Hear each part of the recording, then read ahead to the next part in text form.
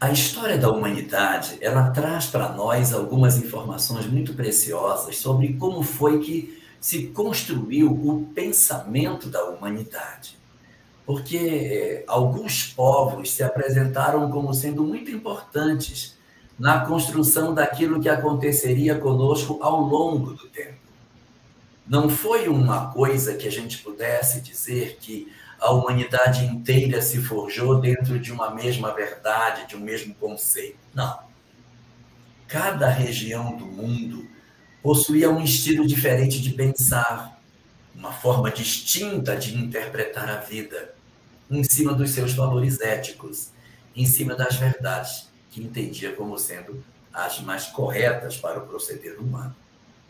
E nós encontramos dentro da estruturação do pensamento da humanidade ocidental três povos que se apresentaram como sendo os mais relevantes para a formação do nosso pensamento. Um desses povos que foi muito importante para a edificação do nosso saber, de tudo aquilo que veio ecoando ao longo do tempo para formar a nossa condição hoje de civilização, foi o povo romano. O povo romano foi muito importante. Por quê? Porque eles tiveram a possibilidade de construir o império mais interessante, duradouro, mais bem estruturado que a humanidade conheceu, o Império Romano. Eles deixaram para nós uma série de lições na questão da administração, de gestão dos povos, de organização de exército, de hierarquia. Tudo isso nós temos como herança o processo da formação originada do pensamento romano. E além dessa contribuição, nós também temos uma contribuição extraordinária dos romanos na área do direito. O direito do Ocidente, ele é todo calçado em cima do pensamento romano. É bem curioso isso, porque a humanidade teria muitos povos depois, muitas civilizações apareceriam, mas a estrutura da lógica do pensamento do direito está muito atrelada à ideia que os romanos deixaram. Tanto que até hoje as frases usadas em direito são frases em latim. Por quê? Porque elas se originaram dentro desse povo. Isso é muito interessante, porque era um povo de uma época bastante distante da nossa, mas já possuía um conhecimento muito grande sobre as coisas. Tinham uma leitura de mundo muito profunda. Eles eram capazes de uma série de informações muito interessantes do conhecimento da vida. E se você perguntasse para os romanos o que é a verdade? Como que os romanos definiam o que é a verdade? Os romanos chamavam verdade em latim pela palavra veritas. Veritas em latim significa verdade. Mas se você perguntar para o romano o que é veritas, defina para mim veritas. Olha a definição de veritas. Veritas é a capacidade de descrever um fato ocorrido de maneira fiel àquilo que aconteceu. Então, aconteceu algo. Quando eu consigo narrar o que aconteceu de maneira fiel ao que houve, isso é a verdade. Isso é veritas. Olha como o conceito deles de verdade é muito próximo do direito. Exatamente por conta da construção que eles tinham do pensamento de que, na ótica deles, o direito era a ciência por excelência. Então, toda a sociedade romana ela foi estruturada dentro dessa lógica. E em função dessa lógica, em função deles terem essa capacidade organizacional, deles terem comandado o mundo durante muito tempo, deles terem construído um exército extraordinário, de terem essa visão jurídica tão nítida, eles se achavam o povo mais interessante da Terra. Eles consideravam que eles eram os mais importantes. Você ser um cidadão romano era o maior título que você poderia ter. Eu sou um cidadão romano. Saulo de Tarso, quando foi condenado e a ser sentenciado, disse, não, eu sou um cidadão romano, eu tenho que ser julgado por César. Então, havia uma autoridade por você ser um cidadão romano que o colocava numa condição acima dos outros povos. Os romanos se achavam, portanto, os mais poderosos do planeta e que não poderiam se comparar com os outros. Qual foi o resultado disso do ponto de vista ético? Em cima de toda essa leitura que os romanos fizeram, qual foi a conclusão ética para os romanos? A conclusão ética é que orgulho é virtude, humildade é defeito. Você não pode ser humilde. Você não pode ser humilde porque a humildade é para os outros povos. Para os romanos, não. Isso não pode ser aceito por um romano. Se nós pegarmos a obra há 2000 anos, em que conta a história do senador Públio Lentulus e a história de Lívia, sua esposa, que também é um dos personagens centrais da trama, você vai encontrar em diversas oportunidades o senador sendo chamado de orgulhoso. E o orgulhoso senador. Mas isso não o ofende, porque isso é valor para o romano. Há um momento na obra, inclusive, em que ele conversa com a esposa, que está dialogando com as servas, e diz: o que é isso, Lívia? Que vergonha! Você conversando com as servas. Você tem que manter o orgulho romano. Essa coisa de ser humilde não é para nós. Os romanos não nasceram para ser humildes. Nós nascemos para dominar os povos. Você é uma mulher romana e precisa impor a sua condição de romana sobre as servas. Não pode conversar com elas, não pode se trocar com elas. Você é superior às outras pessoas. Então, a lógica apresentada pelo Império Romano era que, em virtude do poder, da autoridade, da riqueza, da capacidade de mando que os romanos possuíam, eles eram superiores aos outros povos e não podiam se curvar. Eles não podiam se curvar, porque eles eram os mais poderosos que possuíam, que o mundo possuía. Então, isso trouxe uma dificuldade muito grande de adequação desse povo, em virtude da sua leitura de mundo, para os conceitos que o cristianismo esposava. O que o cristianismo propunha era profundamente diferente daquilo que os romanos apresentavam. Por isso, tanta dificuldade do cristianismo atravessar as fronteiras do Império Romano. Por que tantas matanças, tantas torturas no circo, tanta violência, tantos massacres, tantas vítimas comidas por fera nos circos romanos? Essa sanha de oposição ao cristianismo é porque o cristianismo apresentava 3 pontos que incomodavam profundamente os romanos. O primeiro deles era que não existiam vários deuses e desmontava toda a estrutura religiosa que eles possuíam. A obra Paulo e Estevão, por exemplo, conta que eles diziam assim: hoje a colheita foi fraca esse ano. Por quê? Porque não estão adorando os deuses. Por que não estão adorando os deuses? Porque os romanos estão dizendo que eles não existem. Então, a culpa da colheita ruim é dos cristãos, tem que matá-los. No outro ano chovia muito, choveu muito, alagou os campos. Sabe por quê? Porque os deuses não estão sendo respeitados. Quem é a culpa? Os cristãos. Então, os cristãos eram culpados por tudo que acontecia, porque os deuses estavam descontentes pela maneira como as pessoas estavam lidando com os aspectos referentes à vivência da adoração a esses deuses.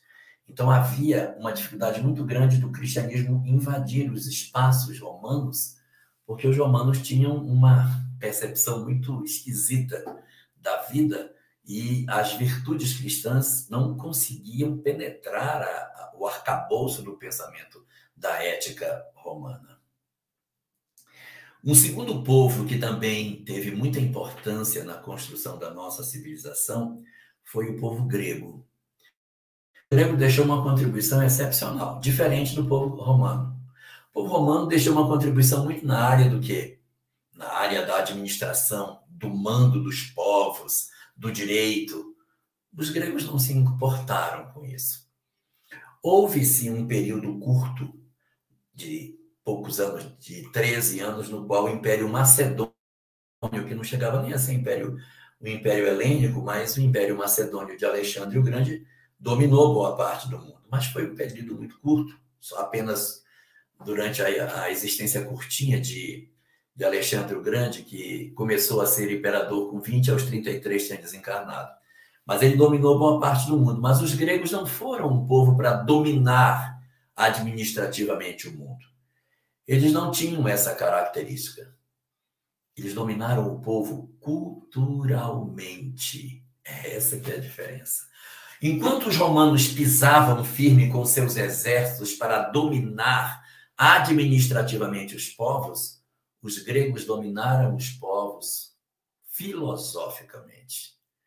Para se ter uma ideia, eles foram tão poderosos, os gregos, que eles dominaram os romanos sem que os romanos se sentissem dominados. Qual é a religião romana? Praticamente não existe. A religião romana é a religião grega. É tão estranho isso, porque eles são um povo tão poderoso, mas eles não têm religião. A religião deles é do outro. Eles olharam por cima do muro e disseram: o que é que vocês creem aí? Me dá para cá que eu vou crer nisso também. Então, trocaram o nome dos deuses, mas a história era a mesma. Eram os mesmos deuses, só com outros rótulos. Então, os romanos foram dominados culturalmente pelos gregos. Com todo o poderio do Império Romano, seus exércitos, os gregos não deram nenhuma flechada em ninguém e dominaram os romanos. Os romanos naturalmente se curvaram e os gregos tinham uma outra ética. A ética dos gregos era: por que não? Por que não? Então, a licenciosidade, a prática sexual da cultura grega, as relações intrafamiliares, elas eram profundamente incestuosas, porque não existia essa ética que nós conhecemos hoje. A ética grega era: tudo me é lícito, então tudo me convém. Por que não? Por que não, gente? Então havia, por exemplo, eles tinham um deus, o deus Baco, os romanos chamavam de Dionísio. O deus Baco, que fazia os bacanais, eram as procissões de celebração ao deus Baco. Então eles saíam na rua puxando carroças cheias de vinho, e as pessoas iam bebendo, iam caindo uma por cima das outras, e o Baco era o deus da licenciosidade, da promiscuidade, dos excessos, dos exageros.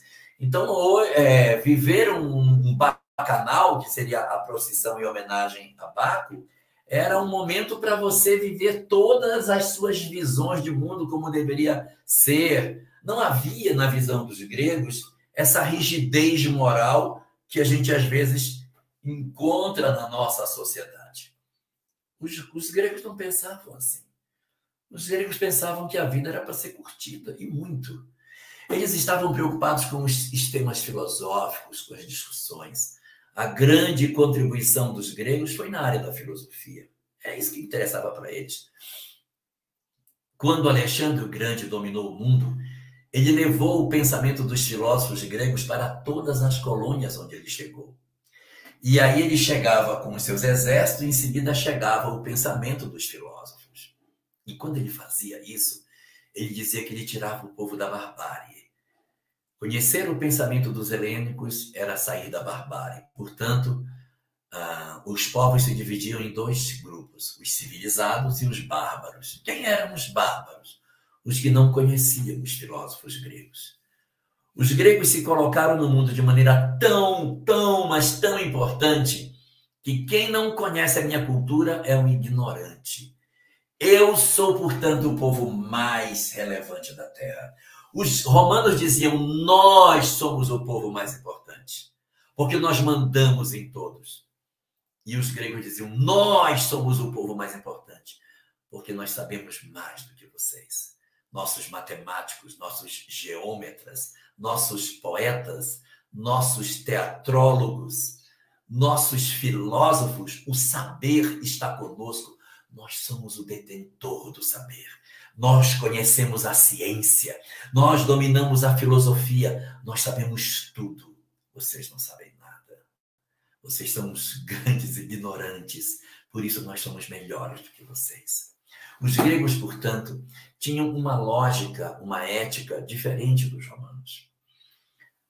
A ética dos romanos era: nós somos melhores e por isso não devemos nos curvar diante de ninguém, porque nós estamos acima dos outros povos, porque nós podemos mandar em todos eles, porque nós temos mais poder do que eles.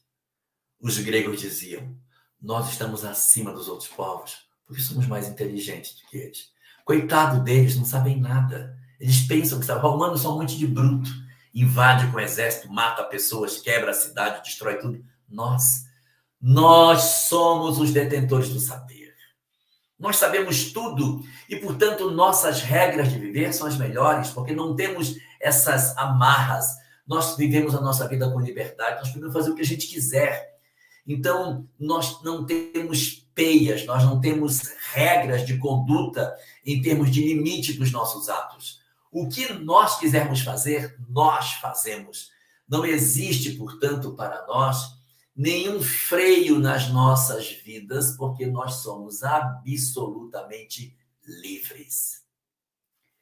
Imagine a dificuldade para o cristianismo entrar numa cultura desse tipo. Porque os gregos, eles possuíam uma ideia de que não tinha por que você ter tanta preocupação de ter uma vida correta. Por que eu tenho que ter uma vida correta? O que é isso? Eu tenho vontade de fazer uma coisa, eu vou e faço. Então, não havia essas regras morais tão rígidas como nós encontramos na nossa sociedade. Na cidade de Corinto, por exemplo, que foi uma cidade onde o cristianismo se implantou na primeira época do cristianismo, a igreja de Corinto era uma igreja cheia de problemas.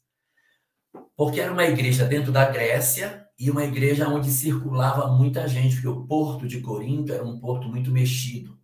Então, estava sempre gente chegando, era um local onde efervescia o conhecimento. E ali naquele lugar, o que é proibido? Nada, tudo está aberto para nós. Os gregos não estavam querendo ser ricos, poderosos como os romanos. Eles queriam era curtir a vida em tudo que a vida pode dar. Essa era a ética deles. Paulo de Tarso sofreu naquele lugar, porque a ética apresentada por ele colidia frontalmente com o pensamento grego. Foi por isso que na carta aos Coríntios há uma frase muito conhecida, na qual ele diz: tudo me é lícito, mas nem tudo me convém. Essa frase de que tudo é lícito, mas nem tudo convém, era porque os coríntios diziam o oposto. Tudo me é lícito, portanto, tudo me convém. Tudo me convém. Tudo para mim é conveniente. Enquanto para os romanos a verdade era chamada de veritas, para os gregos a verdade era chamada em grego aletheia. E o que é aletheia para os gregos? É diferente do conceito de veritas. Veritas era a capacidade de bem representar um fato ocorrido. A aletheia é a capacidade de bem definir um objeto como ele é. Dizer o que ele é e o que ele não é. Quanto mais preciso você for na definição de um objeto, mais aletheia você tem. Veja como o conceito de verdade deles é um conceito diferente, próximo da filosofia, porque um está preocupado com o direito, esse está preocupado com a filosofia. É uma outra ética, é uma outra visão de mundo, é uma outra lógica de funcionamento, é uma outra cabeça. E o cristianismo se defrontando nas comunidades gregas, ele teve muita dificuldade de avançar. Porque a licenciosidade, as práticas de determinadas posturas que eram tidas como indesejáveis, eram muito comuns. E eles tinham muita dificuldade de dizer, mas por que não pode? O que tem a ver Jesus com o fato de eu ser assim? Eu quero ser assim, não posso ser cristão sendo assim? Não. Se você for ser cristão, você tem que ser uma pessoa que tem que agir dessa maneira. Então, entrava todo um arcabouço de conduta junto com a mensagem cristã. E os gregos tinham muita dificuldade de lidar com isso. E as cartas de Paulo aos Efésios que eram gregos por excelência, eram cartas extremamente voltadas para um chamamento à conduta. Presta atenção, você não pode ser assim. Você tem que ter uma correção na sua vida, você não pode andar desse jeito. Então, as cartas de Paulo são quase que lições de moral para os gregos, porque eles eram muito indisciplinados. Eles não queriam saber de muita coisa, não. Então, houve muita dificuldade nesse sentido. Mas eu disse que eram 3 povos que haviam tido essas características. Um desses povos eram os romanos, que tinham a verdade como sendo veritas. O segundo povo eram os gregos, que tinham a verdade como chamada aletheia. E o terceiro povo foi o povo hebreu. Os 3 povos fundamentais para a formação do ideário do Ocidente está calçada nessas 3 culturas. Qual era a visão do pensamento dos hebreus? Os romanos achavam que eles eram as pessoas mais importantes do mundo, os donos do mundo, porque eles deviam mandar em todo mundo. Os gregos achavam que eles eram as pessoas mais importantes do mundo, porque eles tinham o saber de todo o mundo. E já os hebreus achavam que eles eram o povo mais importante do mundo, porque eles sabiam que existia um único Deus. Vocês não sabem de nada. Os romanos podem ser donos do mundo, mas não têm relação com Deus. Os gregos têm toda a filosofia deles, mas nós somos o povo eleito. Nós somos os melhores. Nós somos os melhores. E o que é o mais verdadeiro que a vida tem? Para os judeus, o que há de mais verdadeiro chama-se emuná, que em hebraico significa a promessa, o que vai vir, o que virá. O que eles tinham mais certeza absoluta, eram as promessas que seu povo tinha, porque a religião era o centro dessa cultura. Enquanto os romanos estavam preocupados em administrar os gregos com a sabedoria da filosofia e da ciência, e já os hebreus estavam preocupados só com o aspecto religioso, não queriam saber de mandar em nenhum outro povo, não estavam muito preocupados com a filosofia do mundo, eles estavam preocupados com a sua religião e com as regras que tinham. Se nós pudéssemos colocar dentro de uma vara, os gregos estão numa ponta da vara, o povo para o qual tudo pode, e na outra ponta da vara estão os judeus, o povo para quem nada pode. Meu Deus, que religião rígida, que conceitos, que dureza, que tudo controlado, tudo. Então, nós somos os melhores, porque nós obedecemos ao nosso Deus. Nós temos a melhor ética. A ética judaica é a melhor ética que tem. A ética dos gregos não presta porque é uma ética licenciosa. A ética dos romanos não presta porque é uma ética voltada para dominar as pessoas. A nossa é a boa, porque a nossa é a ética da obediência. Só que tanto autoritarismo, tanta frustração, tanta violência contra o espírito humano acontecia dentro da sociedade judaica. Meu Deus! Quanto arbítrio sobre a vida, quanto podar, quantas experiências foram podadas, quantos indivíduos tinham que se encaixar dentro do modelo que a sociedade propunha. Eu vou dar só um exemplo da ética que eles tinham naquele período. Na ética dos judeus, funcionava da seguinte maneira: há um mandamento na lei de Moisés que estabelece sobre isso.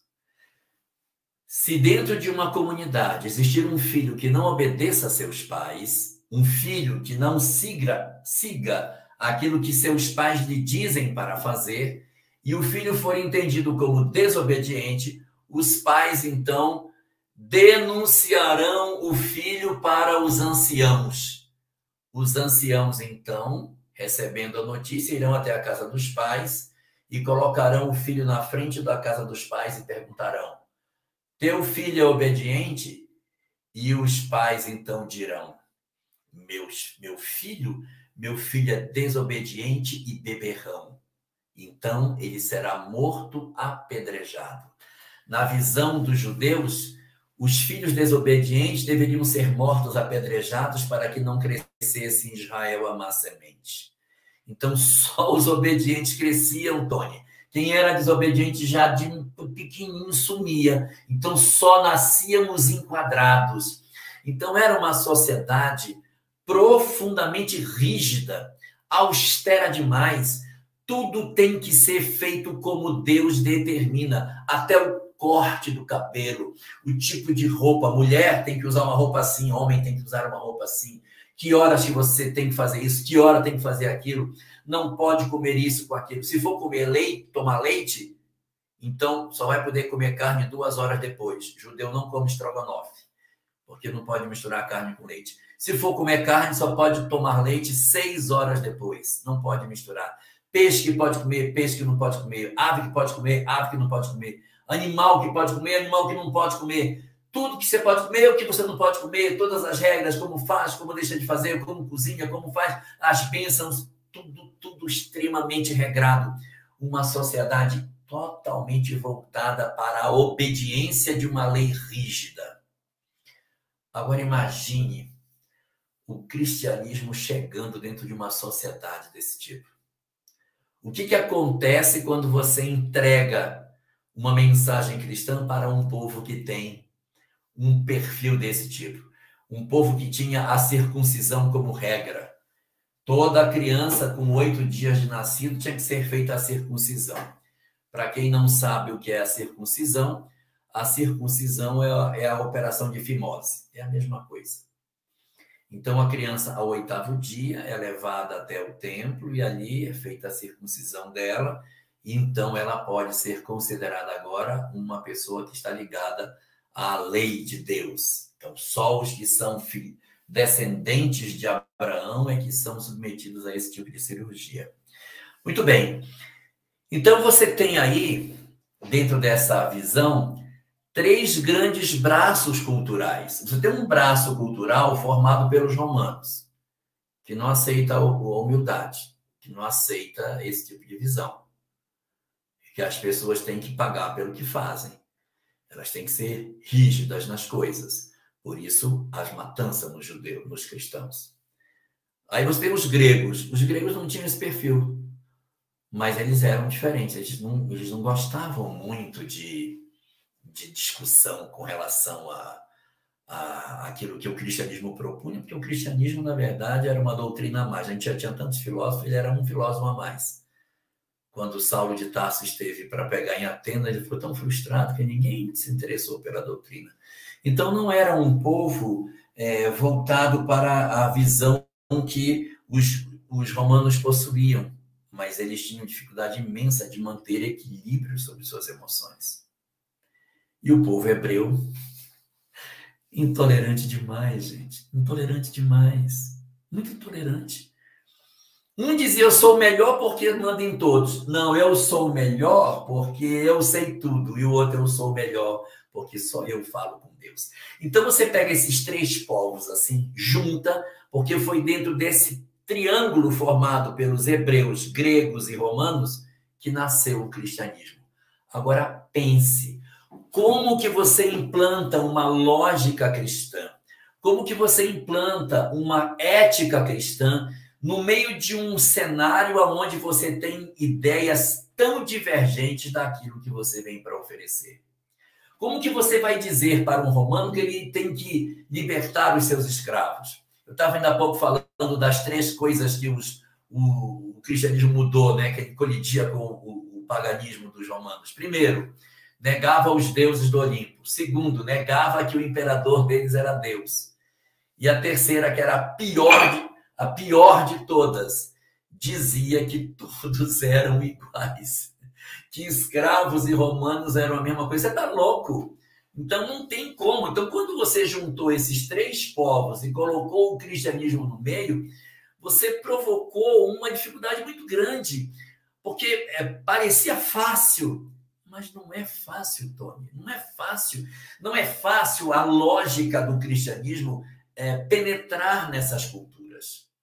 Os romanos não iam abrir mão da sua visão de mundo, da sua visão voltada para os aspectos do materialismo, do poder na terra. Não ia abrir mão disso. Como os gregos não têm dificuldade de abrir mão do seu intelectualismo. Você vê que o cristianismo ele tem grandes igrejas no interior da Grécia, naquela região da Ásia ali, da Galácia, que eram os Gálatas, eram cidades pequenas por onde Paulo andava. Cadê a igreja de Atenas? Cadê a igreja de Atenas? Não tem, porque havia uma resistência muito grande a tudo isso. Eu estou muito farto das minhas certezas. Eu estou muito certo daquilo que eu leio. Quando o cristianismo chegava, o cristianismo era uma espécie de doutrina apêndice. Eu não sei se eu me faço claro do que eu quero dizer, mas eu já li Sócrates, já li Platão, já li Aristóteles, eu já li Jâmblico, já li Plotino. Essa conversa desses caras aí é só mais um ponto de vista. Jesus é um outro filósofo que eu estou lendo, mas eu tenho um arcabouço de leitura em que Jesus vem só para fazer, na verdade, mais um ponto de figuração no meu elenco de visões. Então, o Cristo era olhado como mais um pensador. Olha, Sócrates pensa assim, Jesus pensa assim. Ele é um pensador. Então, ele era mais um pensador. Então, difícil, porque as pessoas dizem, não, mas eu não vou abrir mão da minha vida enquanto esse cara está falando. O que ele está falando tem nada a ver. O que ele está falando tem nada a ver. Não faz muito sentido. Eu sou assim, eu vou continuar sendo assim. Eu vou deixar de ir para as festas de bar porque Jesus quer. Presta atenção, rapaz. Eu não vou deixar. Eu não vou deixar. Eu vou ser cristão e vou continuar curtindo lá. Então, era muito difícil você trazer uma verdade nova e dizer, as verdades que você tem, elas precisam ser desfeitas. E no outro lado, você tem os judeus. Eu estou certo. Eu estou certo na minha crença. Essa crença é errada, porque a minha é a correta, a sua é a falsa. Então, o que os judeus queriam? Que Jesus se encaixasse nas verdades judaicas. Ele tinha que oferecer algo que se encaixasse na verdade religiosa deles. Se não encaixasse, não vou. Não vou porque eu obedeço a lei de Moisés. É uma regra rígida. E eu vou obedecer essa regra, não me interessa. Vou só dar um exemplo de como os judeus eram difíceis. Durante a tomada do Império Romano na região de Israel, os regimentos romanos andavam e na frente um cara com uma flâmula, por exemplo. Saía 10 soldados, tchá, tchá, tchá, marchando em Jerusalém, na frente um cara com uma flâmula. Nessa flâmula, eles levavam a águia romana, o símbolo dos romanos. Só que para os judeus não pode ter imagem, não pode pintar imagem, não pode desenhar. Você vê que não existe pintor judeu na época antiga. Não tem, porque não podia ter. Quando os judeus viam o exército romano marchando nas ruas de Jerusalém com uma águia, eles se jogavam na frente do exército para arrancar a flâmula, porque aquilo era uma ofensa ao Deus de Israel. Aí o que é que os romanos faziam?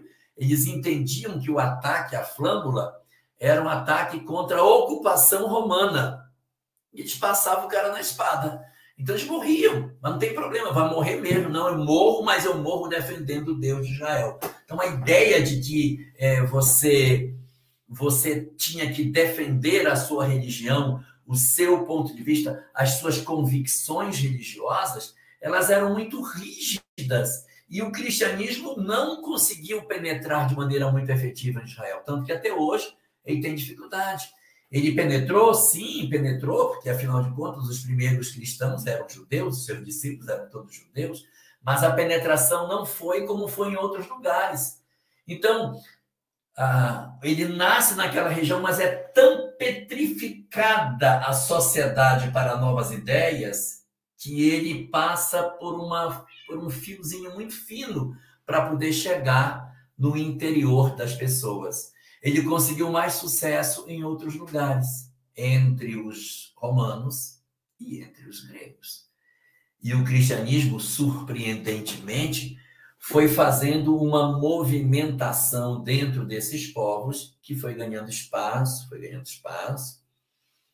foi se tornando cada vez mais aceito, apesar das dificuldades que ele tinha, até que ele se torna a religião oficial do Império Romano. E a partir dali, ele deslancha e vai se tornando cada vez mais presente no Ocidente, até que ele se torna realmente, como nos dias atuais, a doutrina mais presente em todo o Ocidente.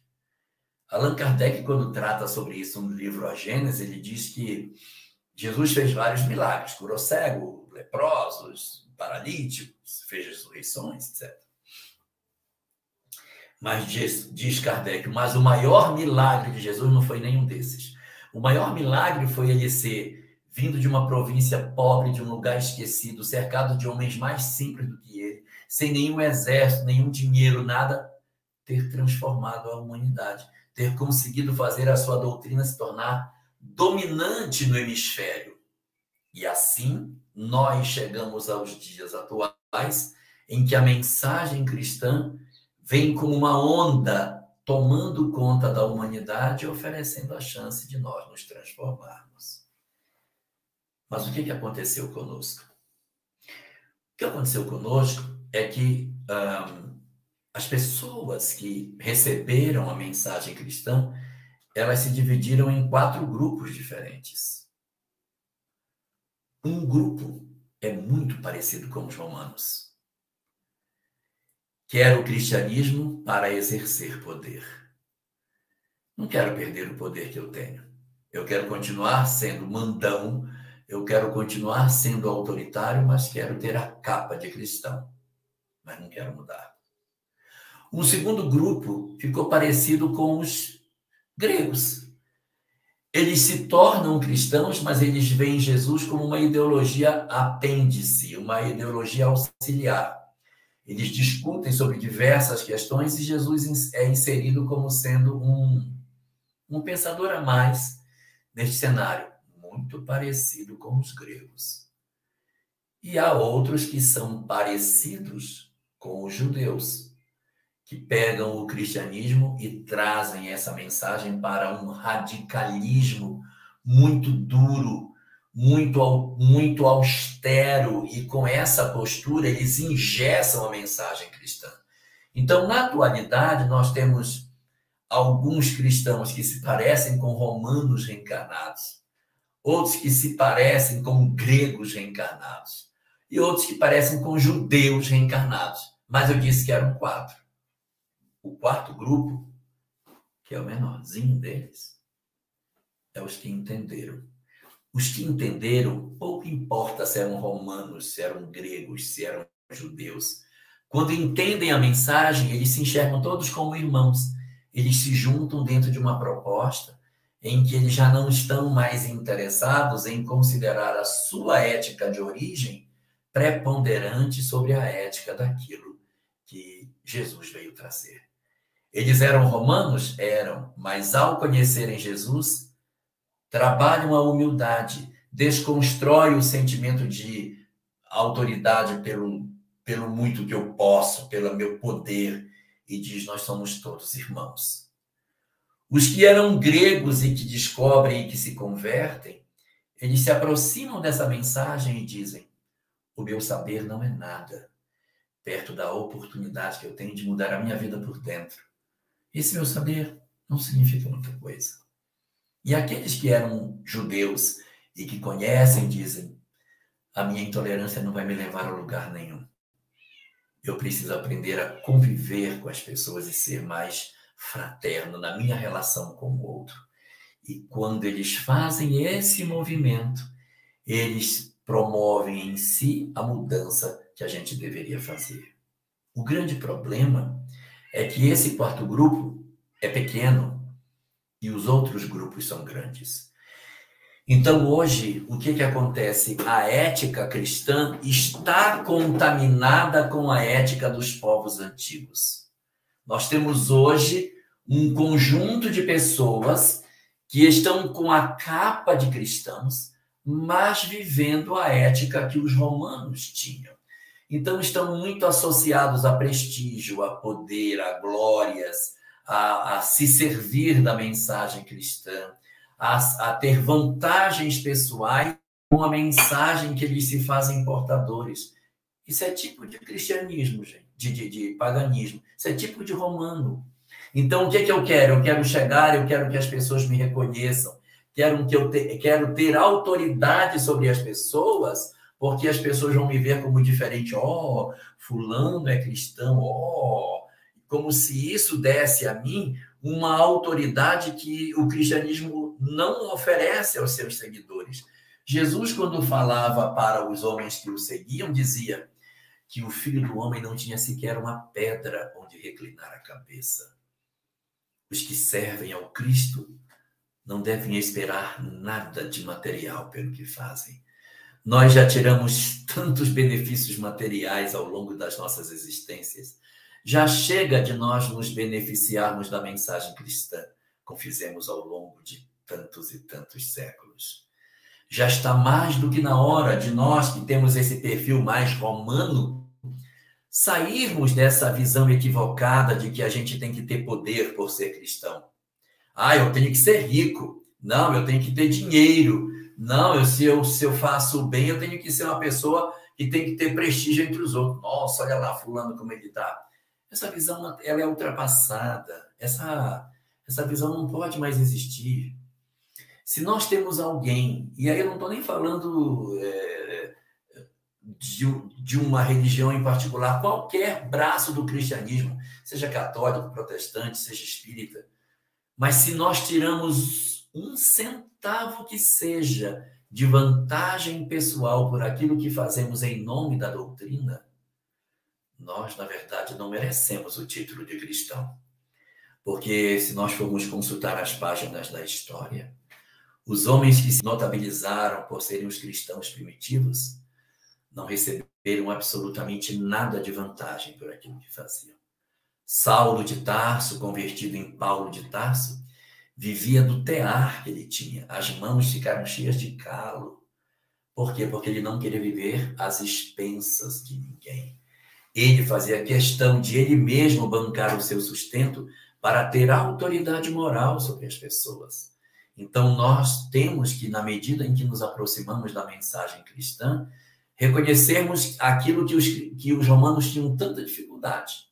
Nós somos todos iguais. Nós somos todos irmãos e ninguém deve tirar vantagem pessoal nenhuma daquilo que a mensagem cristã possa nos oferecer.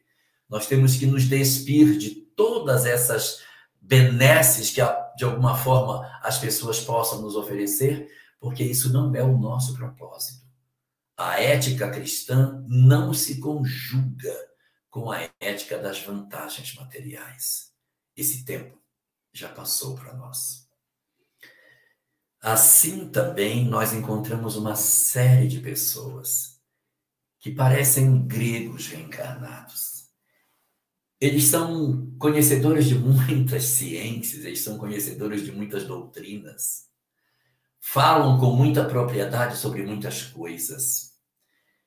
E por conta disso colocam essas doutrinas à frente da mensagem cristã, como se a ética cristã estivesse a serviço das ideologias que eles estudam. Então eu tenho determinados pensadores da minha predileção e eu quero encaixar Jesus dentro da ideologia que eu gosto. Então é uma espécie de um cristianismo à moda da casa. Eu vou encaixar Jesus dentro do padrão que eu já conheço como verdade, aquele que eu elegi para ser a minha referência comportamental e intelectual.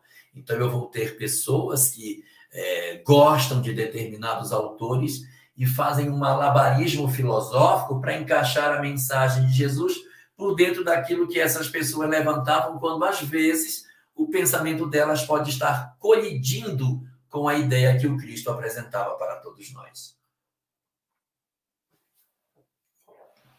A mensagem do Cristo é a mensagem do amor. É a mensagem do amor. Então, não faz muito sentido as pessoas dominarem determinadas ideologias e depois dizerem assim: As pessoas que não pensam como nós precisam ser exterminadas. As pessoas que não pensam como nós têm que ser execradas da sociedade. Nós temos que separar as pessoas como se fosse de um grupo A ou de um grupo B. Não existe separação entre as pessoas. Se o cristianismo nos diz que somos todos irmãos, está dito, somos todos irmãos. Não cabe segregação de pessoas, não cabe subdivisão entre os indivíduos. Nem ninguém, mas ninguém pode se apresentar em doutrina espírita defendendo a bandeira do cristianismo, dividindo pessoas, jogando pessoas contra pessoas. E isso eu estou dizendo não é porque eu penso assim. É porque é o pensamento que o Espiritismo esposa. Se alguém tem dúvida, pegue a questão 841 de O Livro dos Espíritos. Questão 841 é da terceira parte do Livro dos Espíritos, a parte das leis morais, o capítulo da lei de liberdade. Nesse capítulo específico, quando falar sobre liberdade de consciência, Allan Kardec vai indagar os espíritos sobre a questão da liberdade de consciência. Leia para nós, Tony, a pergunta desse momento. Pergunta 841, está no livro 3, capítulo 10. Deve-se, em respeito à liberdade de consciência, deixar de se propagar doutrinas perniciosas, ou se pode, sem insultar a essa liberdade, procurar trazer de novo ao caminho da verdade aqueles que se perderam por falsos princípios? Ok. Uma pessoa entrou por um caminho errado. Está pensando uma doutrina que eu reconheço que é falsa. Respeitando a liberdade de expressão, eu deixo a pessoa ir pelo caminho errado, ou eu chamo a atenção dessa pessoa e mostro o caminho certo para ela? O que é melhor fazer? Respeitar a liberdade, deixar o cara ir pelo caminho equivocado, respeitando a liberdade dele, ou observar a ele que ele está errado e tentar colocá-lo no caminho correto? Olha a resposta dos espíritos. Lê para nós aí. Resposta: certamente se pode, e mesmo se deve, mas ensinar a exemplo de Jesus, pela suavidade e a persuasão, e não pela força, o que seria pior que a crença daquele a quem se quer convencer. Se há alguma coisa que seja permitido se impor, é o bem e a fraternidade, mas não cremos que o meio de os fazer admitir seja o de agir com a violência. A convicção não se impõe. Pelo amor de Deus, não tem nada mais claro do que isso. Se uma pessoa pensa diferente de mim, eu não vou agredir a pessoa, não vou atacar na rede social, não vou ofender a pessoa na rua, eu não vou ficar publicando coisas contra ela. Não faz sentido. Se eu sou cristão e eu tenho um pensamento ideológico, a ética cristã não comporta ódio. A ética cristã não comporta agressão a quem quer que seja.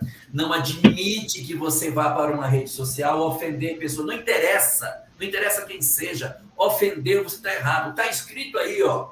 Se você quiser persuadir a pessoa pela violência, você está mais errado do que está no caminho errado. Então, o que nós temos que usar? O caminho da mansidão e o caminho do amor.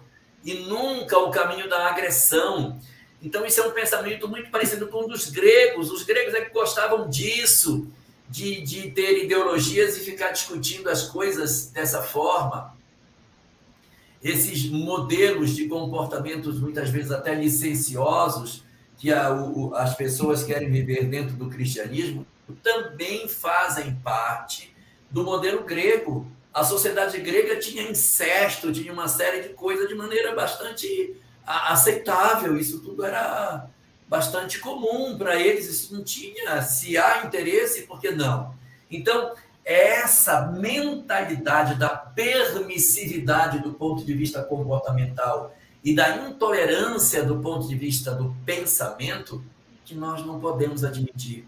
A ética cristã, assim como ela não admite as formas que os romanos possuíam de apresentar-se como superior e com autoridade e querer riquezas para si, também não admite a violência, também não admite a agressão, também não admite os excessos em termos de licenciosidade, porque não fazem parte da estrutura do pensamento cristão. O cristianismo está centrado na figura do amor.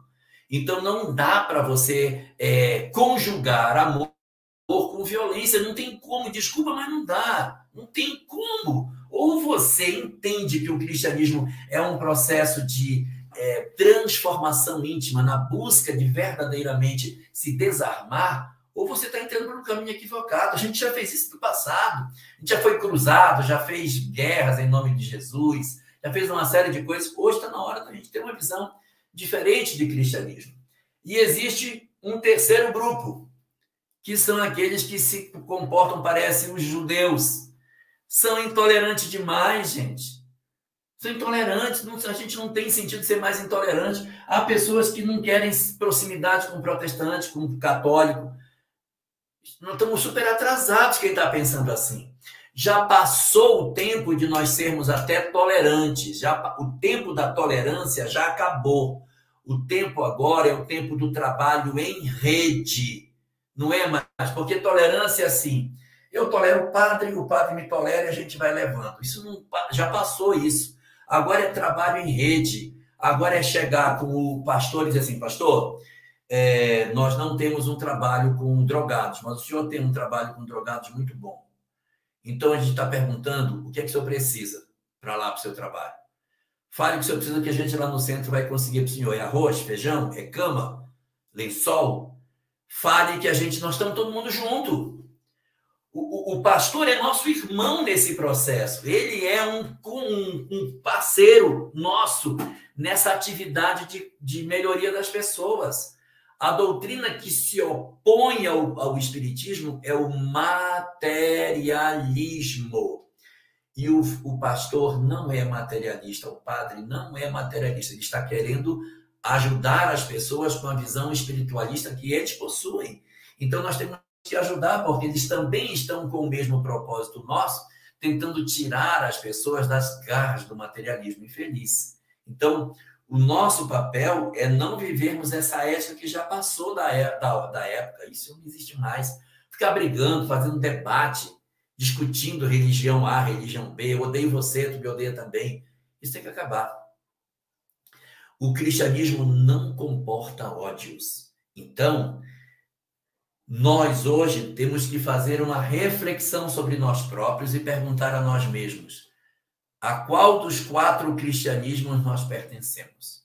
Ao cristianismo com tintas romanas, que se acha detentor de facilidades e de riquezas na terra, ou o cristianismo com tintas gregas, que adora uma discussão filosófica e uma licenciosidade, ou nós temos a intolerância do cristianismo com tintas judaicas, que não aceita a religião das outras pessoas?